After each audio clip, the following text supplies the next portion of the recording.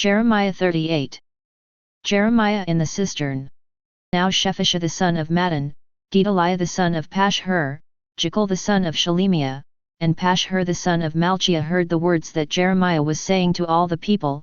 Thus says the Lord, He who stays in this city shall die by the sword, by famine, and by pestilence, but he who goes out to the Chaldeans shall live, he shall have his life as a prize of war, and live.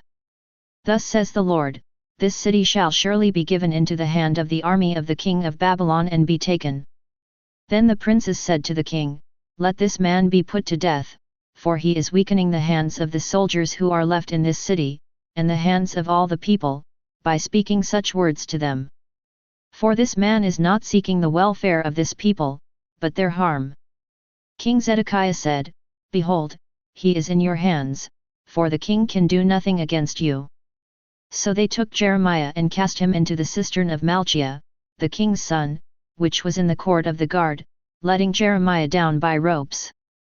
And there was no water in the cistern, but only mire, and Jeremiah sank in the mire. Jeremiah is rescued by Ebed-melech. When Ebed-melech the Ethiopian, a eunuch, who was in the king's house, heard that they had put Jeremiah into the cistern, the king was sitting in the Benjamin gate. Ebed-melech went from the king's house and said to the king, My lord the king, these men have done evil in all that they did to Jeremiah the prophet by casting him into the cistern, and he will die there of hunger, for there is no bread left in the city. Then the king commanded Ebed-melech, the Ethiopian, Take 3 men with you from here, and lift Jeremiah the prophet out of the cistern before he dies. So Ebed-melech took the men with him and went to the house of the king, to a wardrobe of the storehouse, and took from there old rags and worn-out clothes, which he let down to Jeremiah in the cistern by ropes.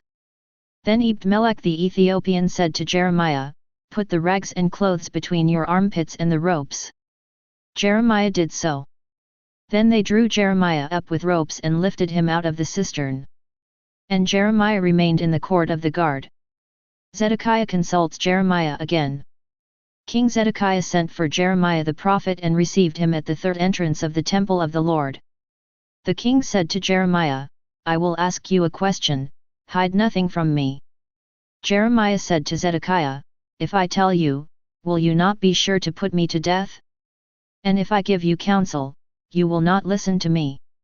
Then King Zedekiah swore secretly to Jeremiah, As the Lord lives, who made our souls, I will not put you to death or deliver you into the hand of these men who seek your life.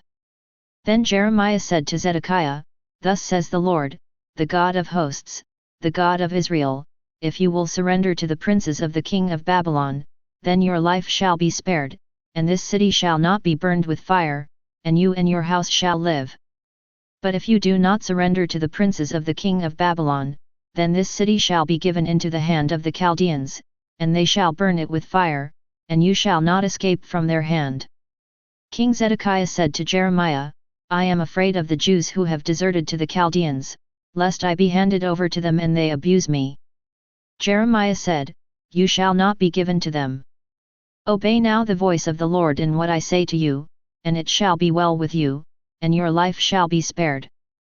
But if you refuse to surrender, this is the vision which the Lord has shown to me, behold, all the women left in the house of the king of Judah were being led out to the princes of the king of Babylon and were saying, Your trusted friends have deceived you, and prevailed against you.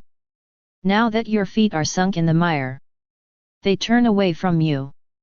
All your wives and your sons shall be led out to the Chaldeans, and you yourself shall not escape from their hand, but shall be seized by the king of Babylon, and this city shall be burned with fire. Then Zedekiah said to Jeremiah, Let no one know of these words and you shall not die. If the princes hear that I have spoken with you and come to you and say to you, Tell us what you said to the king and what the king said to you, hide nothing from us and we will not put you to death, then you shall say to them, I made a humble plea to the king that he would not send me back to the house of Jonathan to die there. Then all the princes came to Jeremiah and asked him, and he answered them as the king had instructed him. So they left off speaking with him, for the conversation had not been overheard. And Jeremiah remained in the court of the guard until the day that Jerusalem was taken. Jeremiah 39.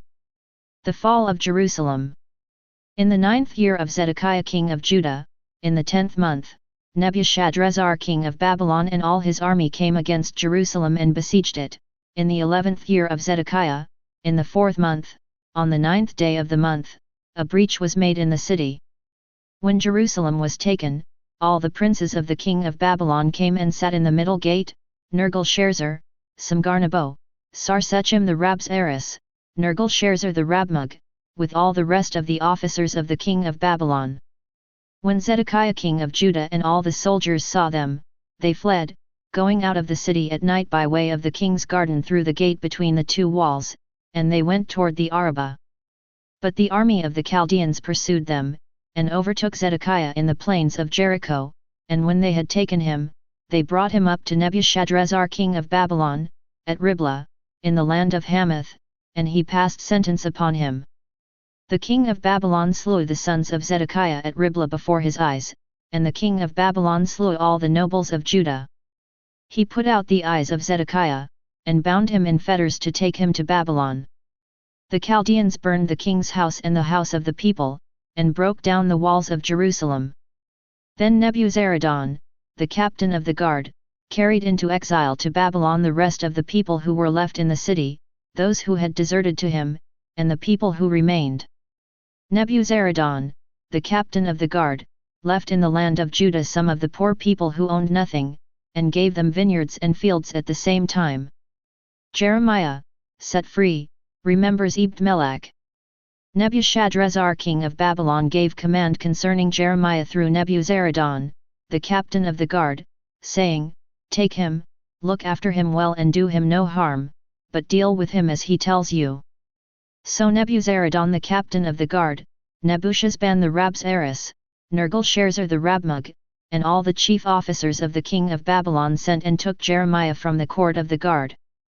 They entrusted him to Gedaliah the son of Ahikam, son of Shaphan, that he should take him home.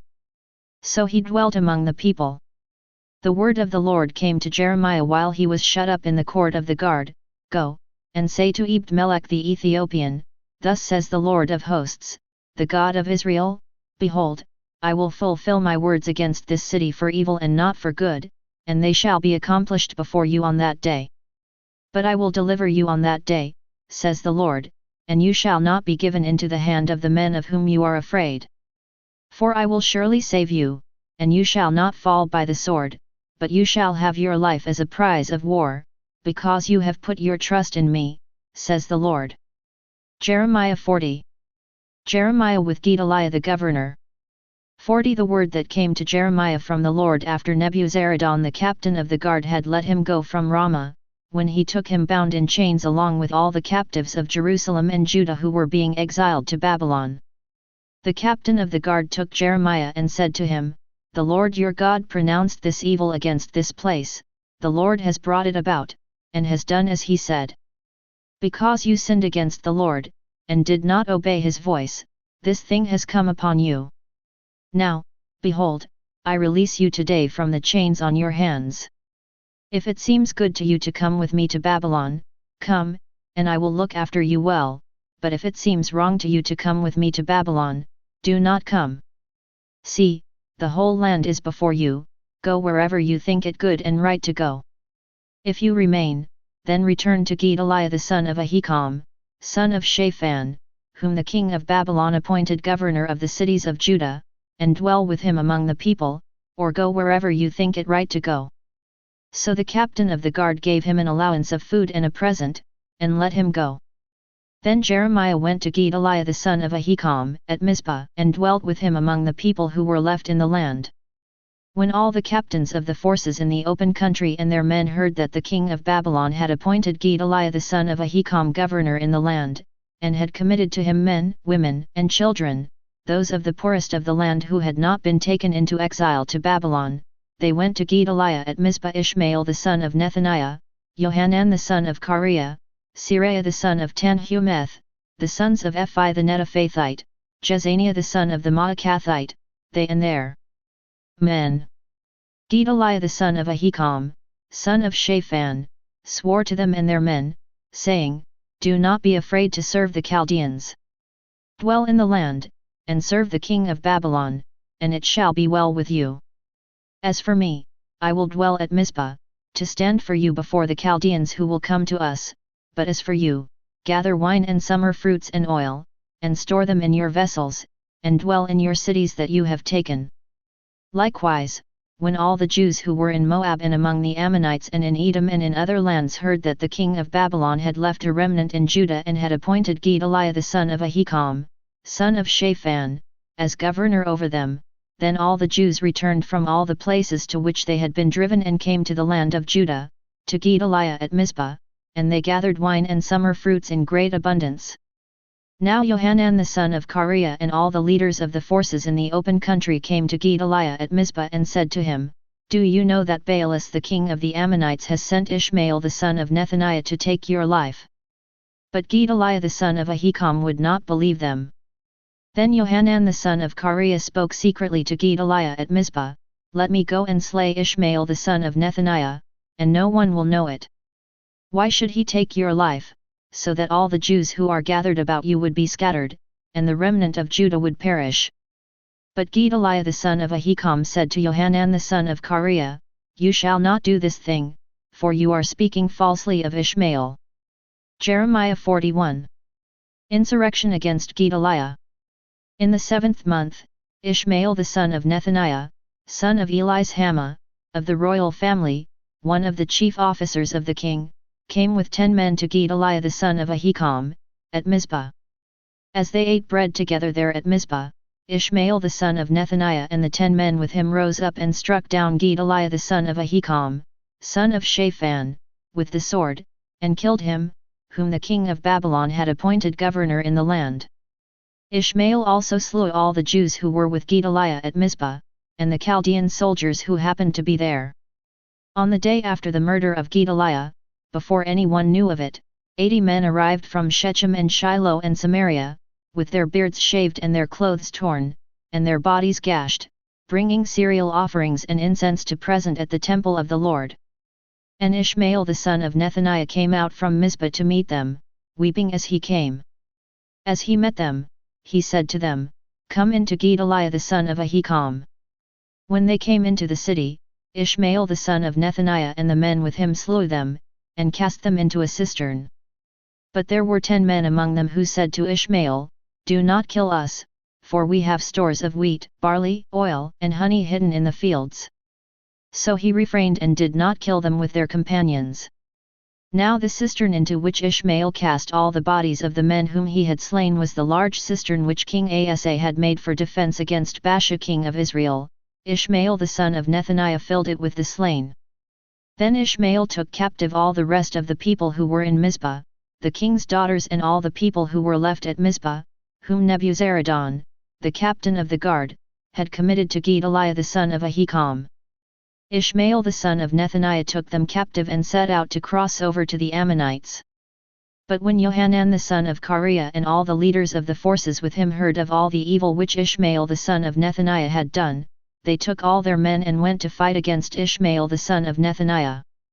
They came upon him at the great pool which is in Gibeon. And when all the people who were with Ishmael saw Johanan the son of Kareah and all the leaders of the forces with him, they rejoiced. So all the people whom Ishmael had carried away captive from Mizpah turned about and came back, and went to Johanan the son of Kareah.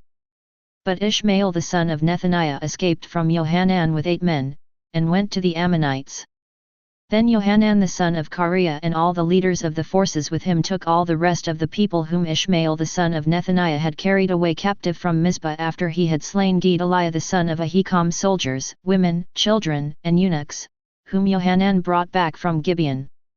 And they went and stayed at Jeruth-Chimmim near Bethlehem, intending to go to Egypt because of the Chaldeans, for they were afraid of them, because Ishmael the son of Nethaniah had slain Gedaliah the son of Ahikam, whom the king of Babylon had made governor over the land.